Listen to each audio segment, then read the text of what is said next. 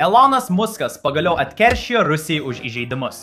Matote, dar 2002 metais, ką tik pardavęs PayPal, Muskas išskrido į Maskvą turėdamas vieną tikslą. Jis norėjo nusipirkti seną sovietinę tarpžemyninę balistinę raketą, ją atnaujinti ir paversti raketą galinčią pasiekti kosmosą.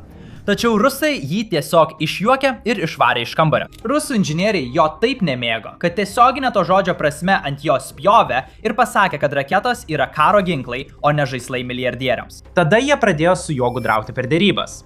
Iš pradžių jie pasiūlė $8 milijonų kainą už vieną raketą. Muskas atsakė, kad sumokės $8 milijonus už 2 raketas. Tada jie vėl pakėlė kainą iki $18 milijonų už raketą. Kai Muskas pasipriešino, jie dar kartą padidino kainą iki $21 milijono už raketą. Žinutė buvo aiški. Rusai netikėjo, kad šis jaunuolis iš tikrųjų galėtų pasiekti kosmosą. Bet jie labai klydo. Ir dabar Rusija moka didelę kainą už tą klaidą. Šiandien SpaceX yra vienintelė įmonė Žemėje turinti daugiau nei 10 000 palydovų orbitoje. Ir šie palydovai siunčia spartų internetą į bet kurį planetos tašką.